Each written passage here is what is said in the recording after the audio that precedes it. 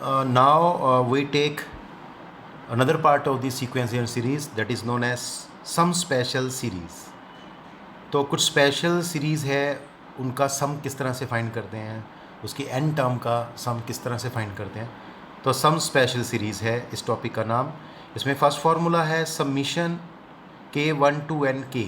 अगर इसको मैं ओपन करूं तो इसका क्या मतलब है, k की जगह 1 आएगा, प्लस फिर 2 आएगा, फिर प्लस 3 आएगा, इस तरह से अप टू प्लस n आएगा. तो अगर मैं इसको बोलूं तो ये क्या है, it is the sum of first n natural numbers. तो इसका सम होता है n इंटू n प्लस 1/2. तो ये 3 फार्मूले मैंने लिखे हैं, ये आपको 3 फार्मूले लर्न करने होंगे. इसकी हेल्प से हम आगे क्वेश्चंस करने वाले हैं. और वैसे भी दिस इज़ एन AP, आप खुद भी इसको देख सकते हैं, इसका फार्मूला यही बनेगा. ठीक है. दूसरा फार्मूला है summation k1 to n k square. इसका मतलब ये है कि k की जगह पहले 1 पुट करेंगे तो 1 का स्क्वायर हो गया, प्लस फिर 2 पुट करेंगे 2 का स्क्वायर, और लास्ट में क्या पुट करेंगे, n का स्क्वायर. तो इसका जो फार्मूला होता है that is n into n plus 1 into 2n plus 1/6 होता है. ठीक है. तो ये आप लर्न करेंगे फार्मूला. थर्ड फार्मूला है summation k1 to n k cube. k की जगह 1 पुट करेंगे तो 1 क्यूब हो गया, प्लस 2 क्यूब हो गया, प्लस 3 क्यूब हो गया, और लास्ट में n क्यूब हो जाएगा प्लस में. तो ये एक सीरीज़ है. ठीक है.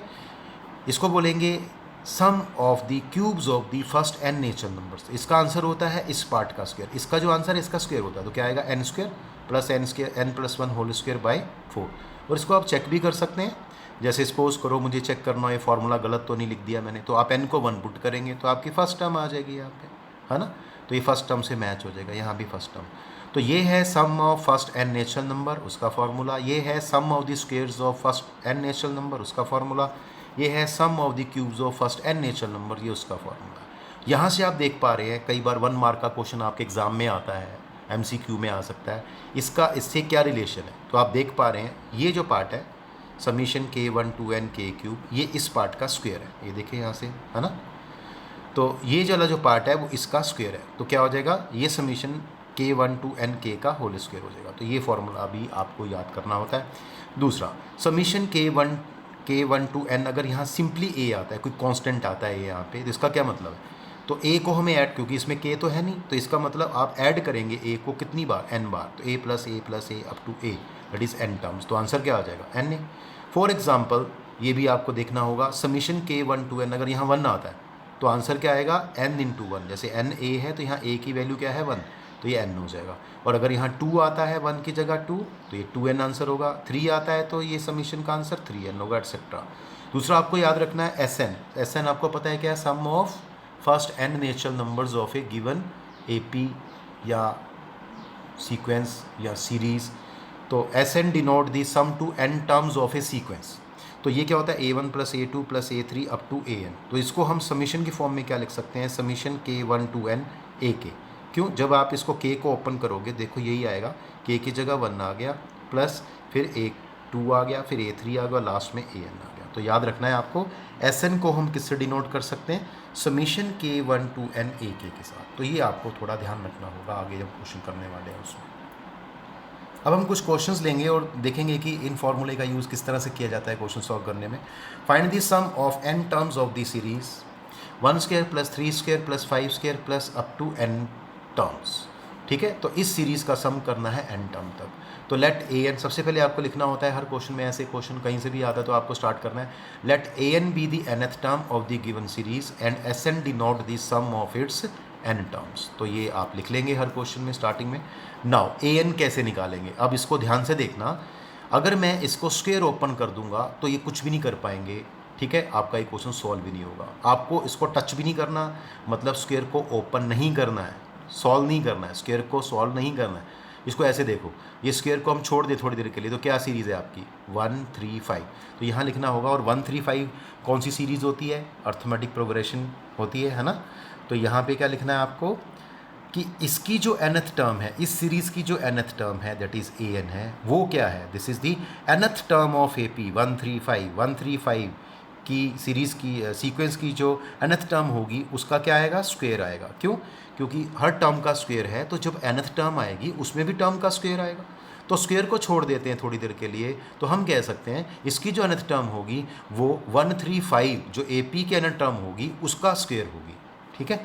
तो अब इस ए पी ये है, फर्स्ट टर्म क्या है 1, डी क्या है इसका 1, कॉमन डिफरेंस 1 है, तो फॉर्मूला क्या बना a plus n minus 1 into d, मतलब a 1 है और d की वैल्यू 2 है और इसका होल स्क्वायर तो आ ही रहा है साथ में, तो इसका आप यूज़ कर देंगे। देखिए ए पी का आप यूज़ कर रहे हैं यहाँ पे किसका, जो ए एन होता है इन ए पी, ठीक है।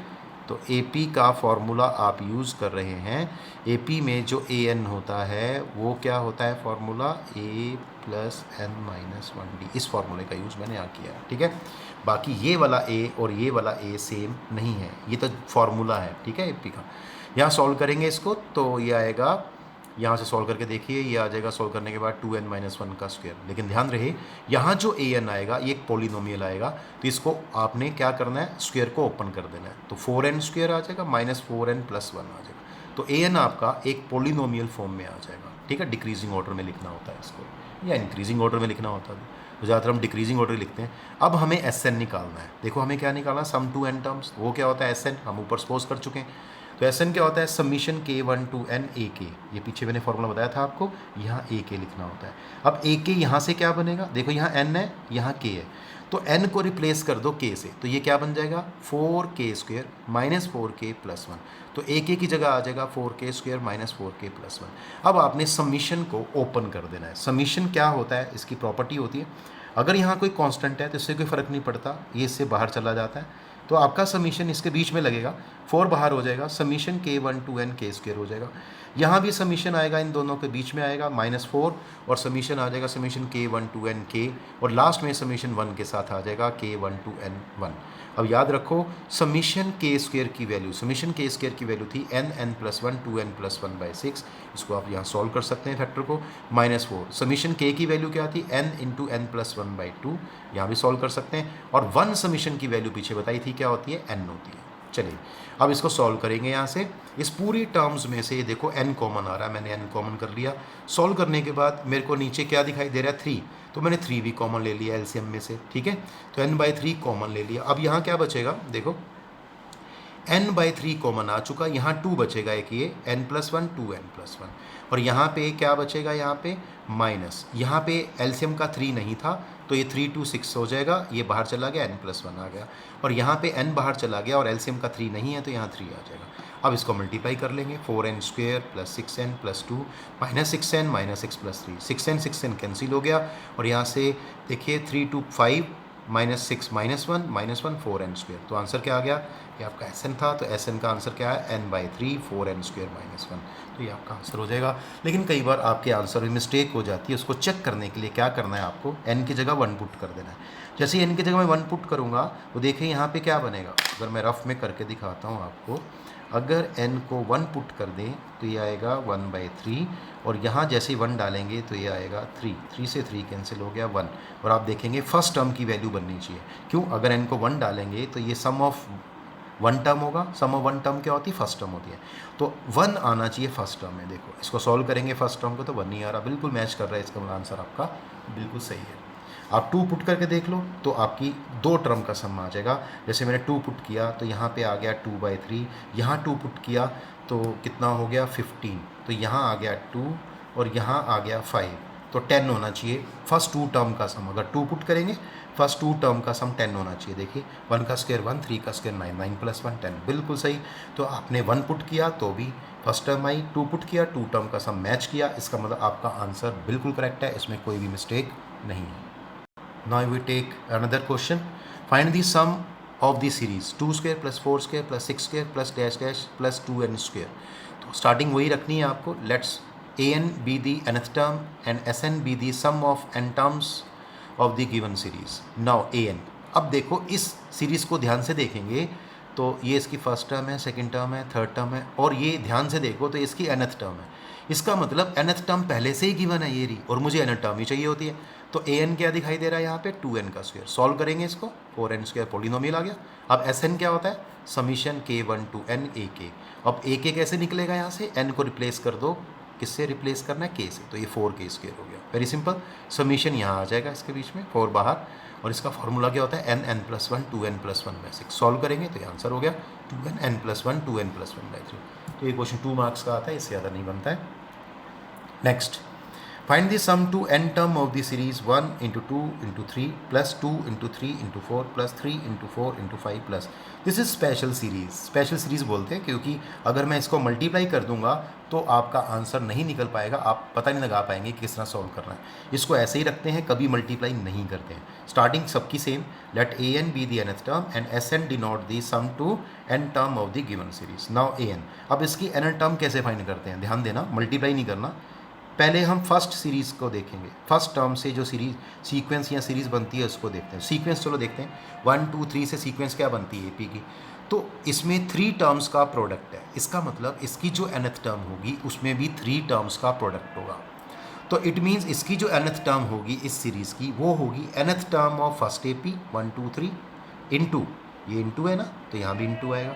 nth term of second AP कौन सी आएगी, सेकंड एपी ये देखो यहाँ पे 2 3 4, nth term of AP 2 3 4 into third कौन सी आएगी 3 4 5 into nth term of AP 3 4 5। बहुत ही ध्यान से लिखना है, ये प्रेजेंटेशन आपकी मायने रखती है, इसकी वेटेज होती है। अगर आप ये गलत स्टेप लिखेंगे आपके मार्क्स कट जाएंगे। तो nth term of first AP क्या आएगा, A plus n minus 1 D, AB1 DB1। अगले में nth, इसमें फर्स्ट टर्म 2 आएगी, D1 आएगा, ठीक है। और लास्ट वाले में फर्स्ट टर्म 3 आएगी और D1 आएगा। इसको सॉल्व करेंगे तो क्या आएगा, यहाँ से n, यहाँ से n+1, यहाँ से n+2। और वैसे भी दिखाई दे रहा है 1 2 3, first term 1, second term 2, third term 3, तो फर्स्ट टर्म n ही आएगी। अगली टर्म इससे एक ज़्यादा, उसके एक और ज़्यादा है, तो इसका मतलब n+1 n+2 आना चाहिए। तो देखिए सॉल्व करने के बाद ये आ गया n+1 n+2। और मैंने आपको बोला इसको मल्टीप्लाई करना होता है और इसको एग्जैक्ट पॉलिनोमियल की फॉर्म में चेंज कर देना है। इसको मल्टीप्लाई करेंगे n² और यहाँ पे आप देखेंगे यहाँ जो वैल्यू आएगी आपके पास सॉल्व करने के बाद ये 3 आएगा, यहाँ पे 3n आएगा और +2 आएगा, ठीक है। इसको मल्टीप्लाई कर देंगे n³ + 3n² + 2n हो जाएगा। अब Sn क्या होता है, summation k1 to n ak। बेटा आगे तो सबका एक ही मेथड है, बस यहाँ तक का आना मेन है, an को निकालना, आगे सबका वही मेथड है। Sn क्या होता है, समीशन ak यहाँ से निकलेगा nk³ + 3k² + 2k। अब इसको हम सॉल्व कर देंगे समीशन को, समीशन k³ आ जाएगा, यहाँ 3 बाहर आएगा, समीशन इधर आ जाएगा बीच में और एक समीशन इन दोनों के बीच में आ जाएगा। तो ये आएगा 3 समीशन k², मैं पूरा नहीं बोल रहा हूँ, सीधा समीशन बोल रहा हूँ, और +2 समीशन k। अब इसकी वैल्यू क्या होती है k³ की, n² n+1 का होल स्क्वायर बाई 4। इसकी वैल्यू क्या होती है n+1 2n+1/6 और इसकी वैल्यू क्या होती है n+1/2। आप इसको सॉल्व कर सकते हैं। यहाँ से मैं देख पा रहा हूँ n+1 कॉमन आ गया और नीचे से हमारा 4 कॉमन आ गया एलसीएम का।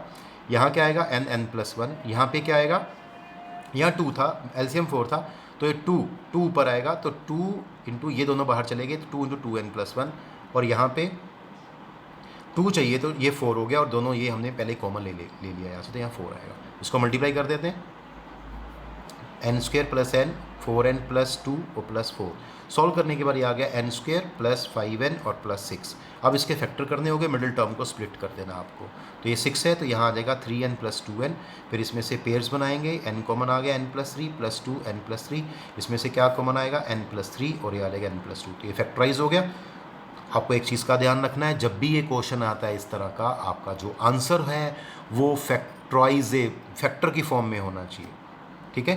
तो फैक्टर फॉर्म में होना चाहिए, first factor, second factor, third factor. Expression में नहीं छोड़ना कि कहीं आप यहीं छोड़ दो, ऐसे नहीं।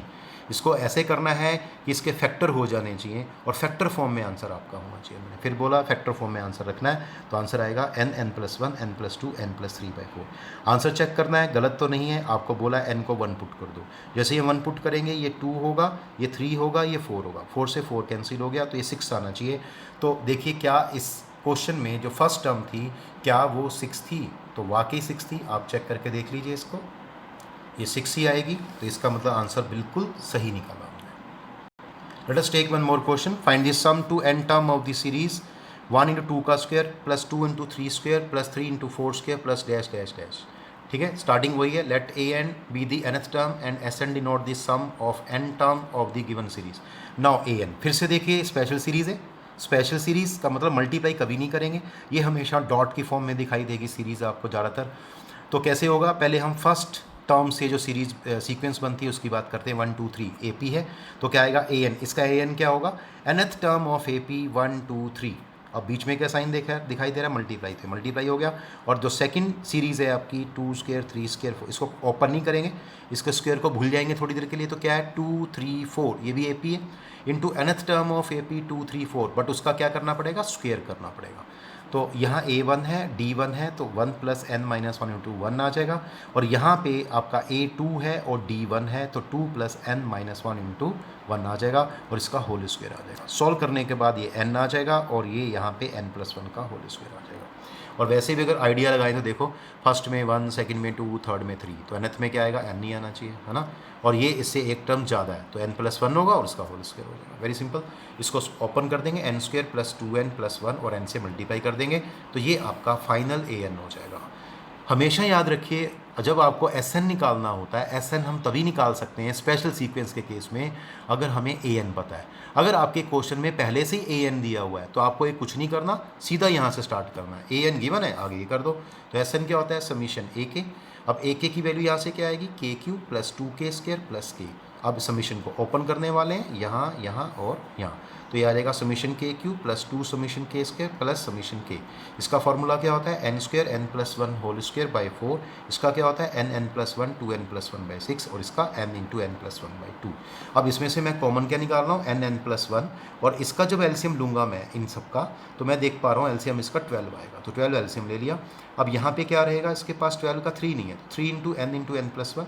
और यहाँ पे आप देख पा रहे हैं 6 है, तो इसका 2 नहीं है, तो 2 इंटू 2 4, और ये बाहर चले गए दोनों, तो 4 इंटू 2n प्लस 1, और यहाँ पे दोनों बाहर जा चुके हैं, इसके पास 6 नहीं है, तो यहाँ 6 आ जाएगा। क्लियर यहाँ तक। तो इस तरह से करेंगे क्वेश्चन को। और देखिए इसमें से n प्लस 1 बाई 12 सॉल्व करेंगे, 3n square plus 3n plus 8n plus 4 plus 6, ये 11n हो जाएगा और ये 10 हो जाएगा। This is a quadratic polynomial, और मिडिल टर्म को स्प्लिट करने वाले हैं क्योंकि ये 30 चाहिए और यहाँ 11 चाहिए, तो 6n प्लस 5n, इसमें पेयर्स बनाएंगे, इसमें से 3n कॉमन आएगा, यहाँ से 5 कॉमन आएगा, n प्लस 2 कॉमन आएगा, 3n प्लस 5, तो ये फैक्टर हो गए इसके। आपको बोला हुआ आंसर आपका फैक्टर फॉर्म में होना चाहिए, ठीक है।